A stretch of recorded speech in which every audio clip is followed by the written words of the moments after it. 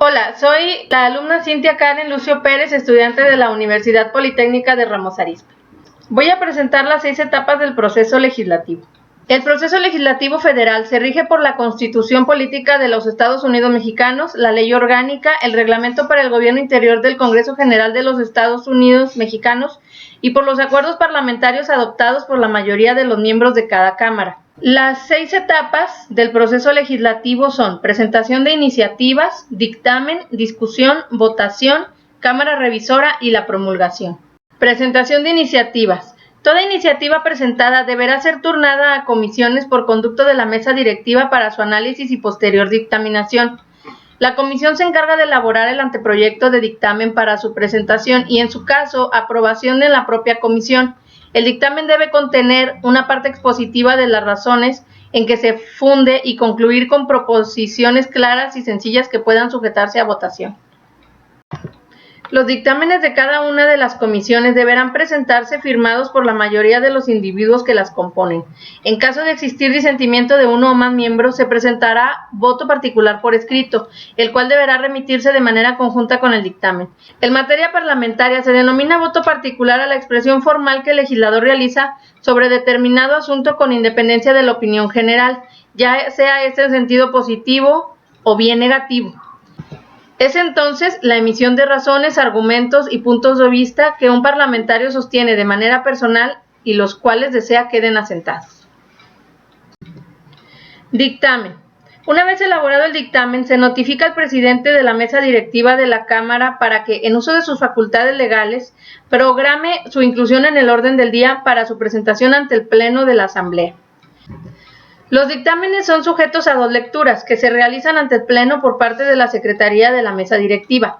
Durante la segunda lectura se desarrolla la discusión, votación y, en su caso, aprobación del dictamen.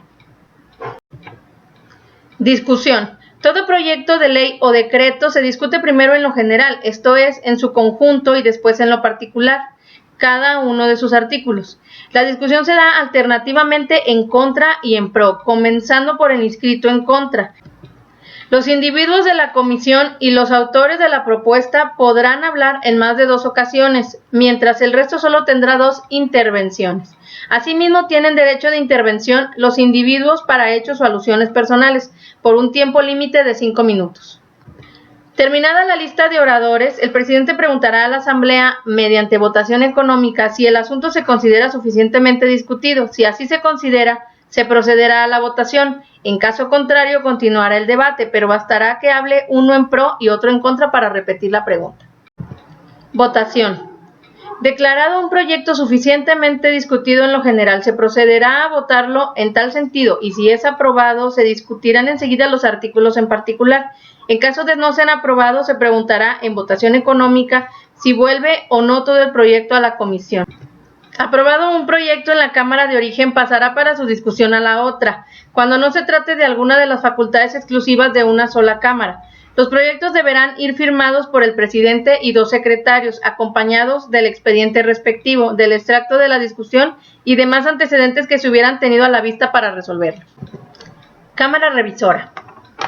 La Cámara Revisora recibe la minuta del dictamen con proyecto de decreto y lleva a cabo el mismo procedimiento de estudio, dictamen, discusión y aprobación seguido por la Cámara de origen. Si algún proyecto de ley o decreto fuese desechado en su totalidad por la Cámara de Revisión, volverá a la de origen con las observaciones que aquella le hubiese hecho. Si examinado de nuevo fuese aprobado por la mayoría absoluta de los miembros presentes, volverá a la Cámara que lo desechó, la cual lo tomará otra vez en consideración.